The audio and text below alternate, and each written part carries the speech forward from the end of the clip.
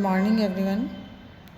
पिछले वीडियो में अपन ने अध्ययन किया मैनेजियल कंट्रोल, नियंत्रण क्या होता है और नियंत्रण की क्या विशेषताएं हैं। आज अपन अध्ययन करेंगे नियंत्रण के उद्देश्य और नियंत्रण के प्रकार, objectives of control and types of control. नियंत्रण का मुख्य उद्देश्य विभिन्न मानवीय भौतिक साधनों एवं प्रयासों के मध्य बैलेंस यानी संतुलन स्थापित करना है ताकि संस्था के उद्देश्यों को प्राप्त किया जा सके। क्योंकि नियंत्रण के माध्यम से जितने भी किसी संगठन में रिसोर्सेज हैं, चाहे वो ह्यूमन रिसोर्स हैं या फिज़िकल रिसोर्स हैं या फाइनेंशियल रिसोर्स, प्रत्येक जितने भी संसाधन हैं उनका उपयुक्त या अधिकतम उपयोग के लिए नियंत्रण की आवश्यकता होती है और नियंत्रण के माध्यम से ही सभी साधनों का कुशलतापूर्वक ऑप्टिमम यूटिलाइजेशन किया जा सकता है। तो इसलिए इन सभी साधनों के मध्य उनका प्रॉपर संतुलन स्थापित करना नियंत्रण का मुख्य उद्देश्य होता है। इसके लिए जैसे EFL ब्रेच ने लिखा है कि नियंत्रण का उद्देश्य सूचनाएं प्रदान करना है ताकि भविष्य की योजनाओं को सांख्यिकीय आधार प्रस्तुत किया जा सके। क्योंकि किसी भी संस्था के उद्देश्यों के प्राप्ति के लिए या उनके परिणामों को जानने के लिए एक सांख्यिकीय आधार होना जरूरी होता है। उसके आधार पर ही संस्था ये ज्ञात करती हैं कि वास्तव में वो संस्था जिस उद्देश्य को, जिस लक्ष्य को पूरा करना चाहती हैं वो उसे पूरा प्राप्त हो रहा है या नहीं हो रहा है। तो इसलिए नियंत्रण का उद्देश्य होता है कि वे सभी इंफॉर्मेशन प्रदान करना, सूचनाएं देना, ताकि उसके आधार पर जो योजनाएं बनाई गई हैं उन योजना की वास्तविकता को ज्ञात किया जा सके। इसी प्रकार डाल्टन मैकफार्लैंड ने भी कहा है कि नियंत्रण का उद्देश्य योजना अनुसार क्रियाओं को निर्देशित करना होता है। तो इस प्रकार से अगर हम नियंत्रण के उद्देश्यों के बारे में अध्ययन करेंगे तो हमें ज्ञात होगा कि नियंत्रण के ये विभिन्न उद्देश्य हमारे सामने निकल कर आते हैं कि नियंत्रण का कार्य क्यों करना जरूरी होता है। उद्देश्यों, साधनों, उत्पादन एवं प्रयासों में संतुलन बनाए रखना ये नियंत्रण का एक महत्वपूर्ण उद्देश्य माना जाता है। इसी प्रकार से योजनाओं के अनुसार क्रियाओं को निर्देशित करना, लक्ष्यों की जानकारी करना, योजना अनुसार कार्य निष्पादन की प्रगति को मालूम करना, निष्पादित कार्य की किस्म, लागत एवं तिथि को मालूम करना, निष्पादन के प्रभाव को मालूम करना एवं मूल्यांकन करना, संपत्तियों की सुरक्षा करना, कर्मचारियों को अभिप्रेरित करना, निर्धारित कार्यों को करने के लिए व्यक्ति, सामग्री एवं अन्य सुविधाएं उपलब्ध हैं या नहीं इसका पता लगाना और यह मालूम करना कि सुधारात्मक कार्यवाही की जिम्मेदारी किस पर है और उसकी लागत कितनी होगी। तो ये विभिन्न उद्देश्यों की पूर्ति के लिए नियंत्रण का कार्य किया जाता है और इस नियंत्रण के उद्देश्यों को पूरा किया जाता है। इसके आधार पर फिर हम देखते हैं नियंत्रण के प्रकार। नियंत्रण किस किस प्रकार से किया जाता है, तो विभिन्न प्रकार से नियंत्रण की आवश्यकता यानी नियंत्रण के कार्य को पूरा किया जाता है। तो ये प्रश्न उत्पन्न होता है कि प्रबंधकीय नियंत्रण के प्रकार या स्तर कौन से हैं। इसके उत्तर में निम्नलिखित 4 आधार पर नियंत्रण के प्रकार हम बता सकते हैं। पहला, उद्देश्यों के आधार पर, प्रबंध के स्तरों के आधार पर, कार्य अथवा क्षेत्र के आधार पर और नियमन के आधार पर। तो नियंत्रण के प्रत्येक प्रकार का विवेचन हम इस प्रकार से कर सकते हैं। पहला, on the basis of objectives, उद्देश्यों के आधार पर नियंत्रण। इसमें विभिन्न प्रकार से नियंत्रण के प्रकार, टाइप्स हम देख सकते हैं। जैसे फिजिकल कंट्रोल, भौतिक नियंत्रण। भौतिक नियंत्रण भौतिक परिमाणात्मक प्रमापों से स्थापित किया जाता है। इसमें सामग्रियों, मशीनों, श्रमिकों, उत्पादन एवं विक्रय सेवाओं आदि को सम्मिलित किया जाता है। भौतिक नियंत्रण परिमाणात्मक एवं गुणात्मक हो सकता है।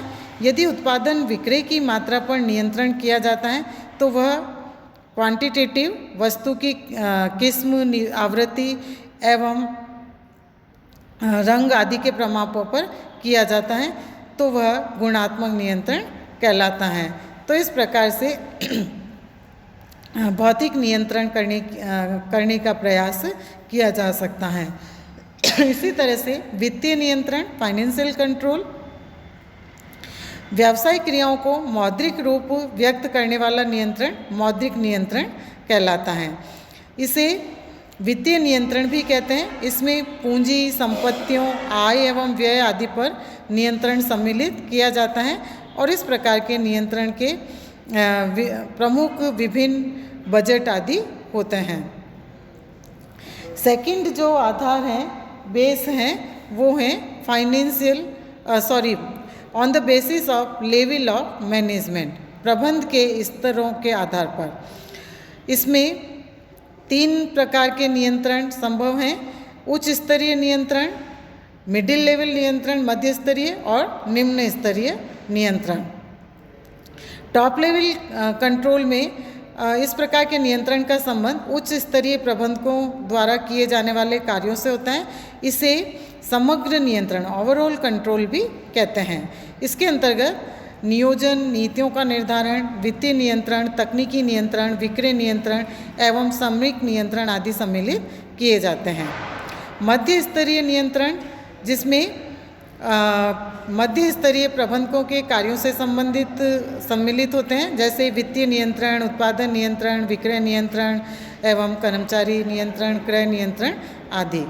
निम्न स्तरीय नियंत्रण में, जिसमें प्रबंधकों, विभागाध्यक्षों एवं पर्यवेक्षकों द्वारा विविध अनुसूचियों के माध्यम से दैनिक एवं साप्ताहिक कार्यों का नियंत्रण किया जाता है और इसके अंतर्गत जैसे बजट नियंत्रण, किस्म नियंत्रण, सामग्री नियंत्रण, उत्पादन नियंत्रण, कार्यकुशलता नियंत्रण, लेखा एवं अंकेक्षण नियंत्रण इत्यादि सम्मिलित किए जाते हैं। तीसरा जो आधार है वो है on the basis of function and scope.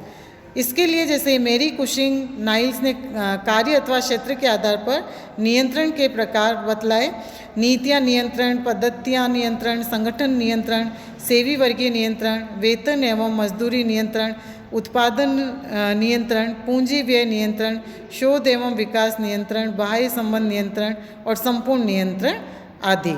तो इस प्रकार से कार्य के अथवा क्षेत्र के आधार पर ये विभिन्न प्रकार की नियंत्रण के कार्य को पूरा किया जाता है, उसको देखा जाता है। फोर्थ है नियंत्रण क्रिया के संकेंद्रण अथवा समय के आधार पर, on the basis of focus of control activity और टाइमिंग। इसमें पहला है परिचालन नियंत्रण, जैसे इसे पूर्व नियंत्रण, प्री कंट्रोल या अग्रवर्ती पुष्टि नियंत्रण भी कहते हैं। यह नियंत्रण का ऐसा प्रकार है जिसमें कार्यों के पूरा होने के पहले ही परिणामों का पता लगाकर सुधारात्मक कार्य क्रियान्वित किए जाते हैं। और अन्य शब्दों में जैसे यह किसी वाहन के चालक की तकनीक पर आधारित है, जिसमें वाहन के गलत दिशा में जाने के पूर्व ही चालक स्टीयरिंग के द्वारा उसको नियंत्रित करता रहता है। इसी प्रकार से यस नो कंट्रोल, इसे जांच नियंत्रण, स्क्रीनिंग कंट्रोल भी कहते हैं। यह एक ऐसा नियंत्रण का प्रकार है जिसके अंतर्गत अगले कदम पर जाने के लिए परख टेस्ट, यानी इसके अंदर एक इस प्रकार की जांच को पूरा करना होता है, अर्थात कार्य करने के लिए अनुमोदन की आवश्यकता होती है। इस प्रकार की जांच में अनुकूल न पाए जाने की स्थिति में कार्य करने की इजाज़त नहीं दी जाती है और इस प्रकार यह नियंत्रण अवरोध बिंदु, चेक पॉइंट की भांति कार्य करता है। इसे सुरक्षा प्रदान करने वाला नियंत्रण भी कहा जा सकता है। नेक्स्ट इसमें थर्ड है पोस्ट एक्शन कंट्रोल, पश्चातवर्ती नियंत्रण। इसमें कार्य के पूर्ण हो जाने पर परिणामों को मापा जाता है और उनकी तुलना प्रमापों से, स्टैंडर्ड से की जाती है और सुधारात्मक कार्य किए जाते हैं, जैसे बजट नियंत्रण आदि। इसी प्रकार लास्ट प्री कंट्रोल, अग्र नियंत्रण, इसे पूर्व कार्यवाही नियंत्रण यानी प्री एक्शन कंट्रोल भी कहते हैं। यह नियंत्रण का एक ऐसा प्रकार है जिसे कार्य निष्पादित किए जाने के पूर्व किया जाता है, जैसे उचित संप्रेषण, स्पष्ट कार्य विवरण, प्रशिक्षण कार्यक्रम आदि। तो इस तरह के विभिन्न प्रकार के नियंत्रण के जो हमने प्रकार देखे, इस तरह के नियंत्रण करते हुए संस्था के अंतर्गत नियंत्रण का कार्य संपन्न किया जाता है। भिन्न भिन्न प्रकार के नियंत्रण करने का प्रयत्न प्रबंधकों के द्वारा किया जाता है। धन्यवाद।